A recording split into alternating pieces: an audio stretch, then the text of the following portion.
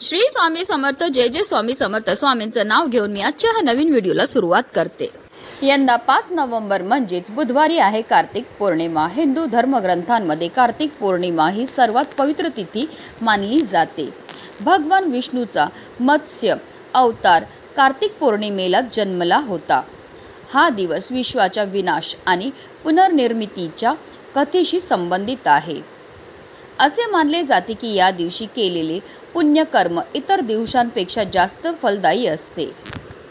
कार्तिक पौर्णिमेच्या दिवशी देवदिवाळी देखील साजरी केली जाते। देवदिवाळी हा देवांचा दिवाळी उत्सव म्हणून ओळखला जातो। असे मानले जाते की कार्तिक पौर्णिमेच्या दिवशी भगवान शंकराने त्रिपुरासुर नावाच्या राक्षसाचा वध केला होता।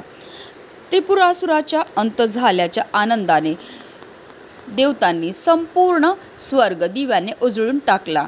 त्यालाच देवदिवाळी स्वरूप देण्यात आले।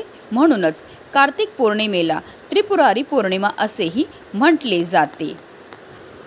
तसेच हा दिवस वाईटावर चांगल्याचा विजय म्हणून देखील साजरा केला जातो। असे मानले जाते की या दिवशी देवी लक्ष्मीची विधिवत पूजा केल्याने अमुक पुण्य प्राप्त होतं। या दिवशी तुळशीची पूजा करणं सुद्धा शुभ फळ देतं।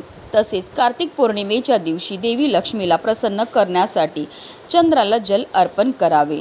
धनाची देवी लक्ष्मीची कृपा प्राप्त करण्यासाठी पिंपळाच्या झाडाची पूजा करावी। कार्तिक पौर्णिमेच्या दिवशी मुख्य प्रवेशद्वारावर दिवा लावावा। या दिवशी पवित्र नद्यांमध्ये स्नान करावे आणि त्यानंतर दीपदान करावे। असं केल्याने आर्थिक समृद्धी येते। या दिवशी भगवान शिव आणि भगवान विष्णूंची एकत्रित पूजा करावी। सत्यनारायण कथा ऐकणे आणि रुद्राभिषेक करणे शुभ मानले जाते। या दिवशी दान करणे देखील विशेष महत्त्वाचे मानले जाते। ब्राह्मण आणि गरीब आणि गरजूंना धान्य, कपडे, पैसे आणि इतर आवश्यक वस्तू दान केल्याने पापाचा नाश होतो आणि पुण्य मिळते।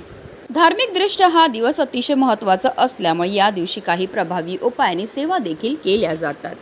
आणि म्हणूनच त्रिपुरा पौर्णिमेच्या दिवशी तुम्ही व्रत नाही केलं तरीही चालेल, पण सकाळीच घरात आणा या झाडाचं फक्त एक फूल। हे फूल आपल्या घरी आणल्यामुळे साक्षात माता लक्ष्मीला आपल्या घरी आणल्यावर आपल्याला पुण्य तर प्राप्त होणारच आहे, पण आपल्या घरामध्ये चहूबाजूने पैसा हा येऊ लागेल, ज्यामुळे मोठ्यात मोठ्या कर्जापासून आपल्याला मुक्तता हे मिळणार आहे।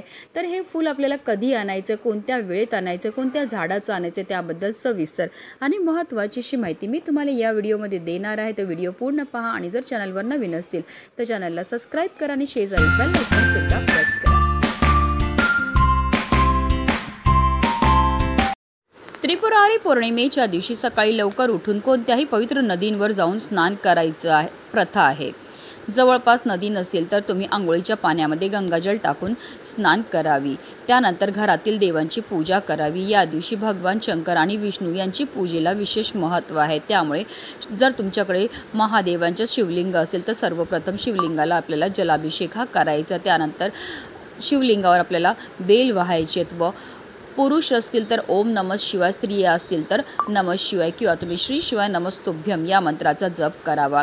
या दिवशी रुद्राभिषेक करण्याला सुद्धा विशेष महत्त्व हे दिलं जातं। त्यामुळे शंकराच्या मंदिरात जाऊन आपण रुद्राभिषेक सुद्धा करू शकतात।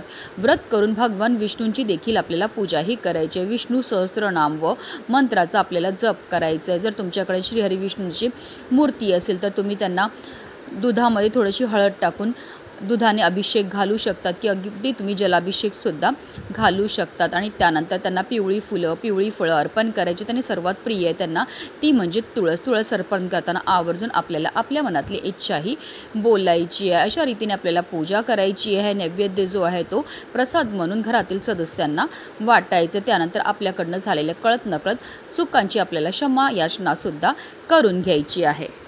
कार्तिक पौर्णिमेच्या दिवशी विशेषतः कार्तिक स्वामींची पूजाही केली जाते। कार्तिकेय हे दक्षिण दिशेचे स्वामी आहेत। या दिवशी कार्तिक स्वामींचं दर्शन घेणं शुभ मानलं जातं। या दिवशी दीपदानाला सुद्धा विशेष महत्त्व आहे। आपल्यामुळे दुसऱ्यांच्या आयुष्यातील अंधार दूर व्हावा ह्याचा हाच उद्देश आहे। तुळशी विवाहाची सांगता देखील त्रिपुरारी पौर्णिमेलाच होते। तसेच जर दिवाळीमध्ये तुम्हाला लक्ष्मीपूजन करणं शक्य नाही झालं असेल तर तुम्ही देवदिवाळीच्या दिवशी सुद्धा लक्ष्मीपूजन हे करू शकता। देवपूजा करून झाल्यानंतर लगेचच आपल्याला हा उपाय जो आहे तो करायचा आहे। वास्तुशास्त्रात गोकर्णीचं फूल हे सुख, समृद्धी आणि नशिबाचे प्रतीक मानले जाते। गोकर्णी फुलाचा उपयोग महादेव, विष्णू, शनिदेव, देवी लक्ष्मी आणि दुर्गा देवीच्या पूजेत केला जातो। घरामध्ये गोकर्णी लावल्याने सकारात्मक ऊर्जा संचारते। गोकर्णीमुळे माता लक्ष्मी प्रसन्न होते आणि कुटुंबात सुख समृद्धी नांदते।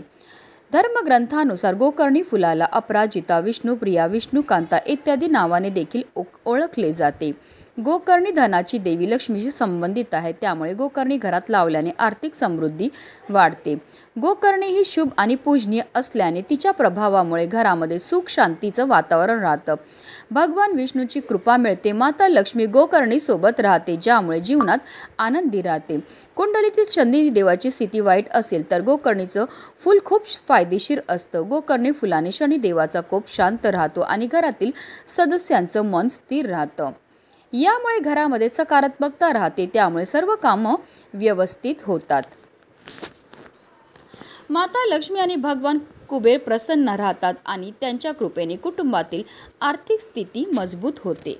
आणि म्हणूनच त्रिपुरारी पौर्णिमेच्या दिवशी आपल्याला एक गोकर्णीचं फूल आपल्या घरी घेऊन यायचे। हे फूल आपल्या घरी आणल्यामुळे आपल्याला साक्षात माता लक्ष्मीला आपल्या घरी आणल्या एवढे पुण्य प्राप्त होणार आहे।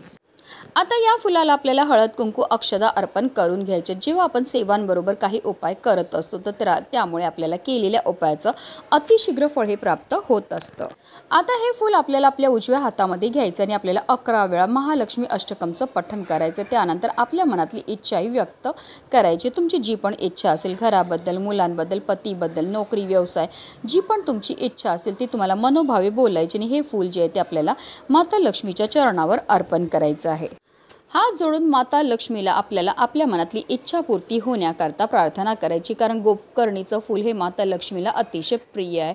संपूर्ण दिवसभर हे गोकर्णीचं फूल जे आहे ते माता लक्ष्मीच्या चरणावरच ठेवायचं। संध्याकाळी देवपूजा करून झाल्यानंतर आपल्याला एक लाल रंगाचा कपडा घ्यायचा आणि त्यामध्ये या गोकर्णीच्या फुलाला ठेवायचं आणि त्याची एक पोटलीही तयार करून घ्यायची आहे। आता या फुलावर आपण सेवा केल्या, त्यामुळे हे फूल जे आहे ते अभिमंत्रित होतं आणि असं हे अभिमंत्रित फूल जेव्हा आपण आपल्या पाकिटामध्ये ठेवतो की आपल्या घरामध्ये जिथे तिजोरी आहे तिथे ठेवतो, तर त्यामुळे माता लक्ष्मी आपल्याकडे आकर्षित होते। आपल्या घरामध्ये धन येण्याचे अनेक मार्ग हे मोकळे होतात आणि ज्यामुळे आपल्या जीवनामध्ये असणारा मोठ्यात मोठ्या कर्जापासून आपल्याला मुक्तताही मिळत असते। लक्ष्मी प्राप्ती करता, इच्छापूर्ती करता, कर्जमुक्ती करता सर्वात प्रभावी असा हा उपाय मानला जातो। म्हणूनच व्हिडिओ जास्तीत जास्त लोकांपर्यंत शेअर करा। श्री स्वामी समर्थ।